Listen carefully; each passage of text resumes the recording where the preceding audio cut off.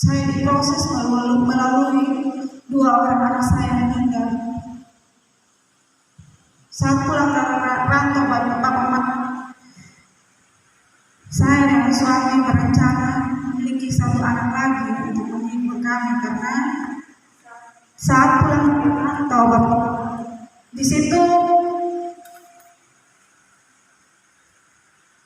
saya ditolak luar biasanya sampai saya tidak dianggap oleh saudara, oleh semua orang, antaranya tempat tinggal kami, dan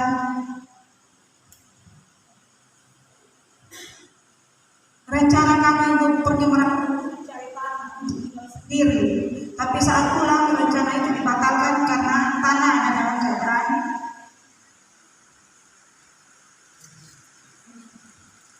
sengketa. Jadi saya bilang, mau kemana lagi kami? Apakah terulang lagi kami harus tinggal bersama dengan orang tua, ataukah kami harus tinggal sendiri? Dan dalam keadaan seperti itu, mama saya terpuruk. Saya merasa kalau Tuhan saya ke rantau, saya kepingin punya rumah, tapi kenapa saya pulang tentang keadaan saya masih sama seperti yang saya sebelum pergi ke rantau. Dan saat itu mama, saya mengambil keputusan dengan suami menghibur diri, menghibur. Jadi saya bilang, Bapak, bagaimana kita punya satu orang anak lagi? Sebelumnya itu saya punya 2 orang anak, cewek dan laki, cewek dan cowok. Tapi kami kepingin punya anak lagi supaya terhibur. Tapi kehendak Tuhan lain bagi mama. Saat saya hamil besar, sepanjang hari saya berharap anak saya kedua pun dalam keadaan baik-baik. Dalam proses kehamilan saya dibawa salah satu teman hamba Tuhan ke tempat persekutuan doa dari Mama Manu dan Bapak Yos. Saya ke sana, saya bilang, apa yang saya buat di sini Tuhan? Dan saya mengikuti persekutuan doa itu selayaknya saya mengikuti saja asal-asal. Ya saya datang ke sana, berdoa, pulang, biasa hidup lagi seperti saya dulu.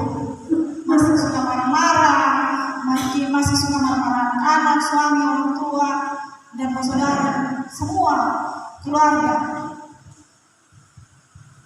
Akhirnya saya terus mengikuti persekutuan doa, dan saya dibimbing oleh kedua hamba Tuhan, Bapak Rohani dan Mama Rohani yang ada di depan saya, Bapak Nerius Bofe dan Mama Liti, Mama Yasinta Liti. Akhirnya saya diproses hari demi hari, dan hari demi hari saat saya pergi ke persekutuan doa.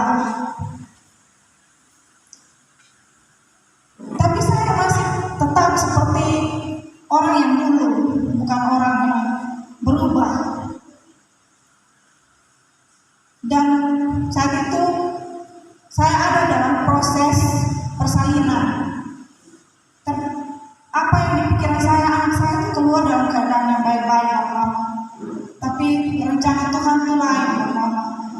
Dia mengambil pulang anak saya.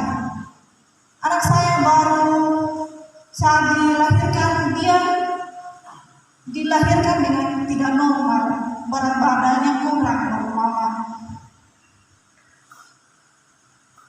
Di situ saya bilang ke Tuhan, kok anak saya yang pertama tidak seperti ini, anak saya yang kedua tidak seperti ini, kok kenapa yang ketiga Tuhan kasih yang seperti ini?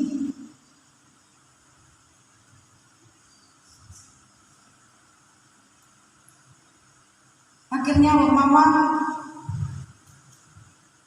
berjalannya waktu dengan anak saya dilahirkan dulu, saya merawat dia, dan Tuhan ada bersama dengan saya.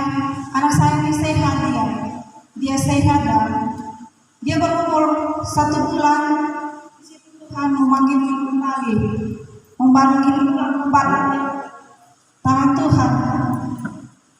Dan saya bilang ke Tuhan, apa rencana Tuhan buat saya lewat pulangnya anak saya? Saat itu saya didoakan oleh mama di depan, dan saya masih membangkang seperti orang yang jahat lagi.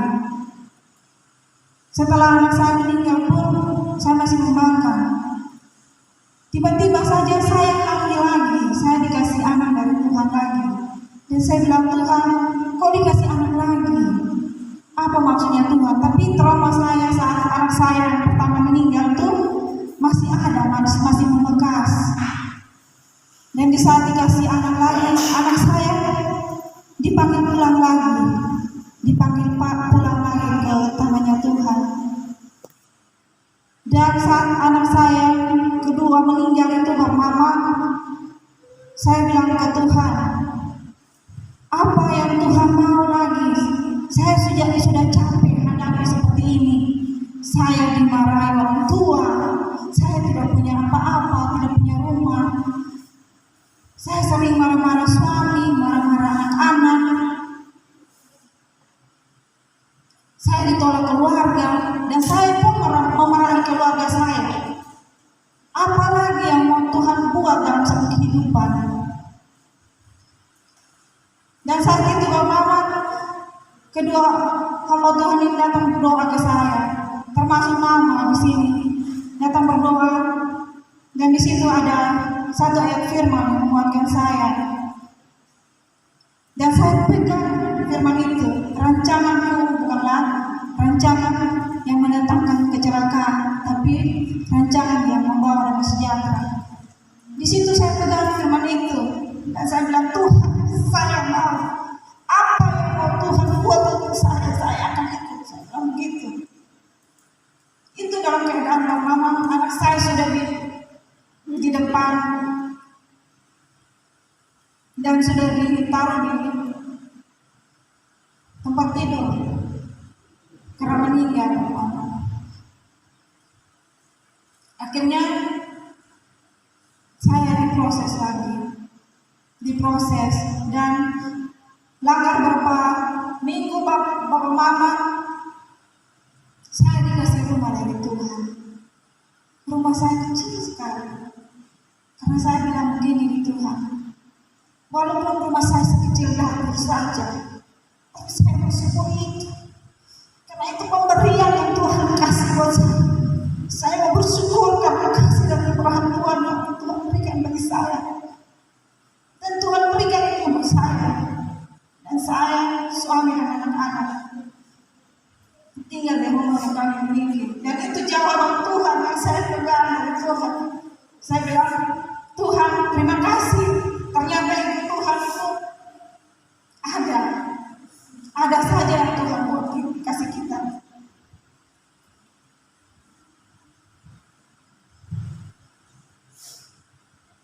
Setelah dikasih rumah mama, saya dikasih proses lagi lewat tukang yang tidak mau kerja. Itu karena apa, mama? Saya tidak mau ikut persekutuan doa. Terus saya didoakan lagi oleh mama Yasinta, Riti. Saya doakan lagi karena di situ ada pujian yang mengatakan, seperti wanita mengurapimu, menangis di bawah kaki salibmu. Mama saat mama Litik mendoakan saya menangis. Apa lagi yang Tuhan mau buat? Saya terus bertanya ke Tuhan, apa lagi yang Tuhan mau buat ke saya? Dan di situ mama saya ada keputusan, saya mau taat dan setia kepada Tuhan. Apapun yang terjadi, saya terus mengikuti Tuhan dalam setiap apa yang Tuhan mau dalam satu kehidupan. Dan saya mulai belajar, saya mulai belajar mengenal tentang kasih dan kuasanya Tuhan seperti apa. Jadi saya tidak mau mengikuti persekutuan doa itu hanya asal-asal saya ke persekutuan doa, duduk dengar diam dan pulang.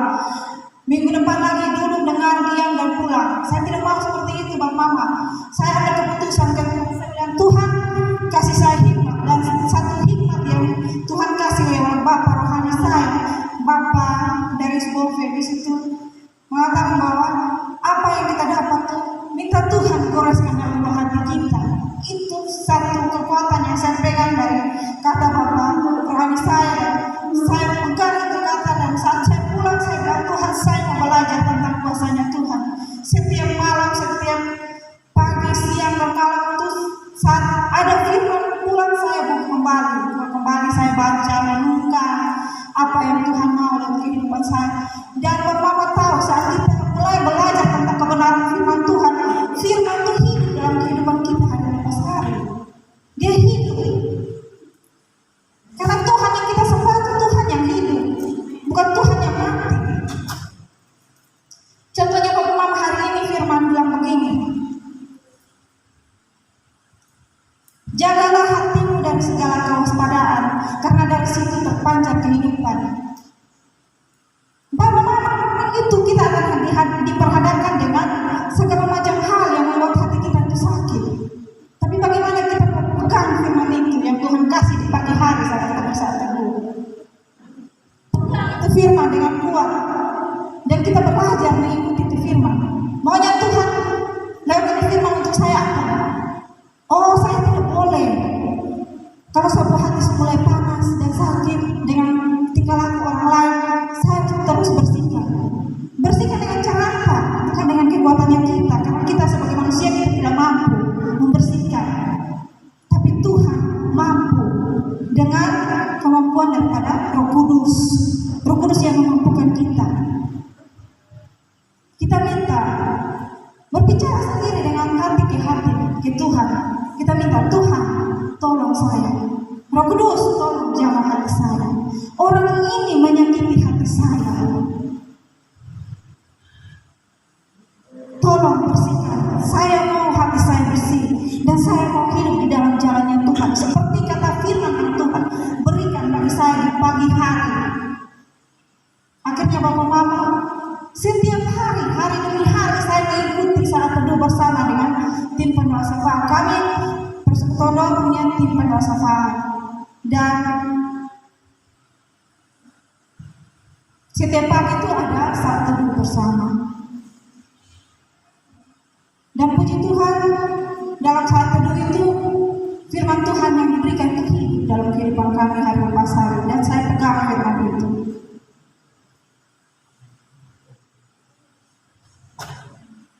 Dan saat saya berdiri di sini pun Bapak Mama itu bukan karena kuat dan hebatnya saya.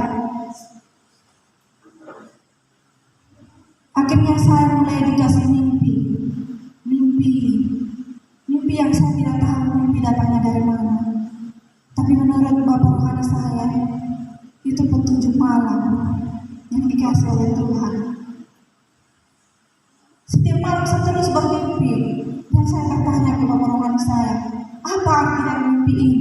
Bapak rohani saya menjelaskan ke saya. Apa arti mimpi ini? Bapak rohani menjelaskan ke saya. Begitupun Bapak rohani saya. Setiap hari demi hari seperti itu Bapak Mama. Saya diproses setiap hari demi hari saya diproses. Dan ada di satu titik yang saya sudah mulai bosan dengan kehidupan saya yang lalu. Tuhan mulai mengubah saya dengan cara apa Bapak Mama? Di situ saya duduk termenung sambil dengar puji-pujian rohani dan tiba-tiba ada suara bilang begini, Nona cukuplah sudah punya perbuatan yang dulu lu hidup dengan keadaan di dunia. Sekarang mulai lagi lu hidup dengan Tuhan. Akhirnya saya ambil keputusan Bapak Mama.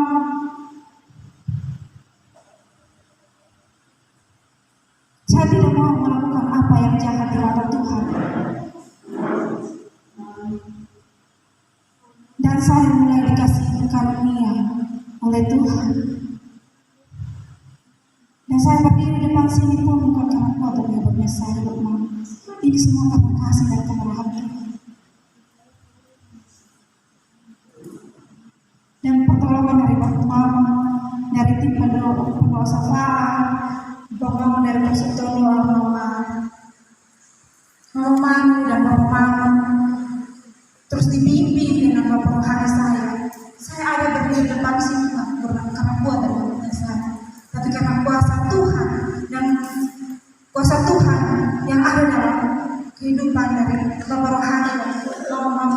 yang mendukung saya dalam persekutuan doa.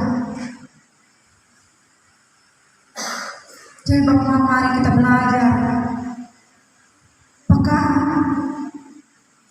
terhadap suara Tuhan, karena Roh itu ada dalam hati kita.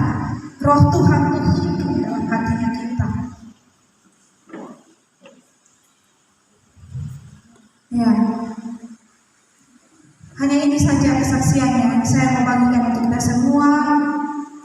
Saya minta maaf buat waktu yang saya harus terlalu panjang lama.